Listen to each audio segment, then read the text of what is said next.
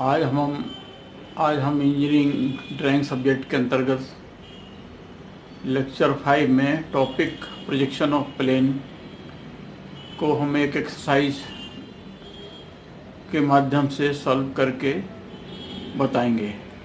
तो एक्सरसाइज है ए 60 degree set square of 125 mm longest side is so kept that the longest side is in the horizontal plane, making an angle of 30 degree with the vertical plane, and the set square itself inclined at 45 degree to the horizontal plane.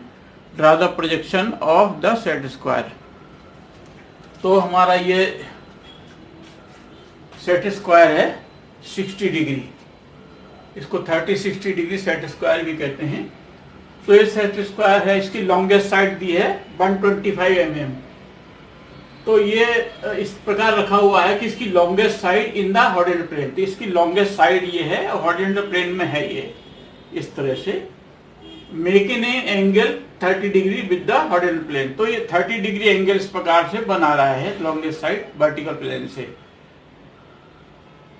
और ये set square itself inclined 45 degree with the horizontal plane, तो ये 45 degree inclined है, इस प्रकार से inclined है। ये देखिए इस प्रकार से इंक्लाइंड है। तो इसका हमको प्रोजेक्शन ड्रॉ करना है। तो सबसे पहले हम इसका ट्रू शेप प्राप्त करेंगे। इसके लिए हम इसको पहले ये जो इंक्लाइन 30 डिग्री है वर्टिकल प्लेन से, इसको हम perpendicular to the vertical plane मानेंगे और ये ऑन द हॉरिजॉन्टल प्लेन मानेंगे। इस प्रकार से मानेंगे इसको, इस प्रकार से ये हॉरिजॉन्टल प्लेन में है। तो हम 3 स्टेज में इसको सॉल्व करेंगे। पहला तो ये ओरिजिनल शेप ट्रू शेप प्राप्त करेंगे, फिर सेकेंड में हम इसको इंक्लाइन 45 डिग्री करेंगे, फिर हम इसको 30 degree incline to the vertical plane करेंगे। इस प्रकार 3 स्टेज में हम इसको सॉल्व करेंगे प्रॉब्लम को। तो देखते हैं कैसे सॉल्व करें।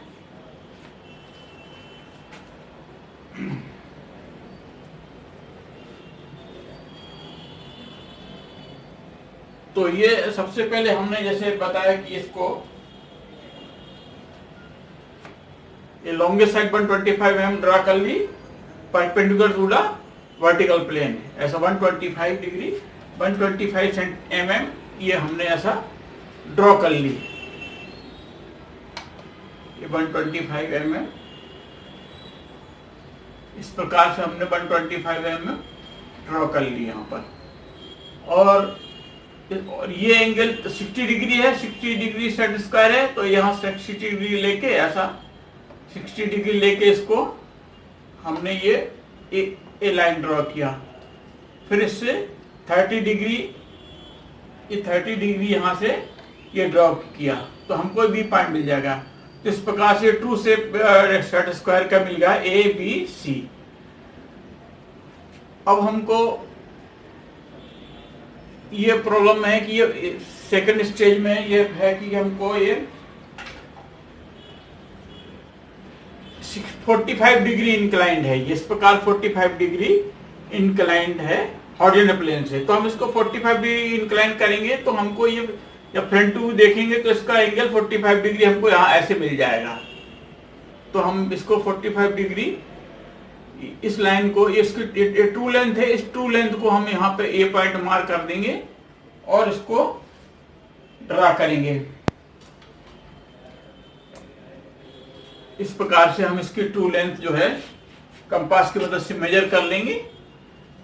ये कंपास की हेल्प से यहाँ पर अब इसको प्रोजेक्ट किया था तो हमने ट्रू लेंथ आ गई हमारी ए का ये ए डैश और बी सी का सी डैश और यहाँ पर ये बी का बी डैश, ये ट्रू लेंथ हो गया हमारा। अब इसको मेजर करके हमने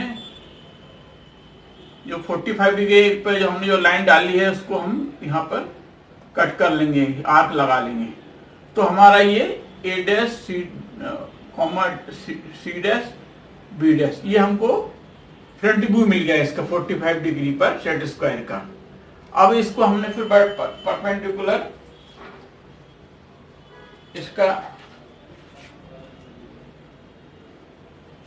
ये ड्रॉ किया इस प्रकार से सी से बी से ड्रॉ किया और ए से ड्रॉ किया, ऐसे ए और सी कॉमन है।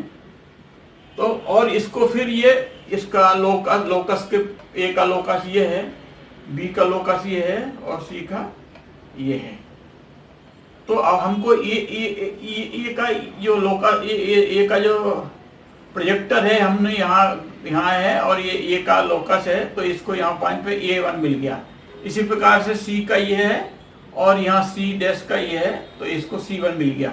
इसी प्रकार बी का हमने लोकस ड्रा किया, तो ये बी यहाँ और यहाँ से B1 यहाँ से आ रहा, तो दोनों पॉइंट ये हो गया, तो ये B1 हो गया। तो इस प्रकार से हमको 45 डिग्री इंक्लाइंड सेट स्क्वायर है, तो उसका हमको ये टॉप व्यू मिल गया और ये फ्रंट व्यू इस प्रकार से ये मिल गया। ये इस प्रकार से मिल गया हमको। ये ए पॉइंट है, ये बी पॉइंट है और ये सी पॉइंट है।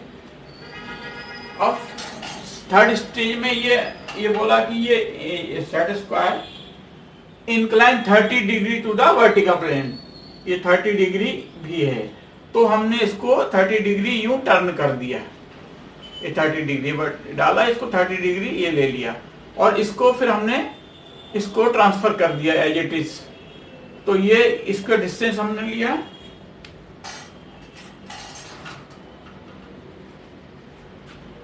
ये 30 डिग्री की लाइन खींचा हमने, फिर इसको सेट कंपास की मदद से इसकी लेंथ के बराबर यहाँ कट कर लिया और इसको भी ए पर रख के इसको भी कट कर लिया। इसको एक आर्क यहाँ लगा दिया यहाँ पर ऐसे, और फिर सी को सेंटर मान के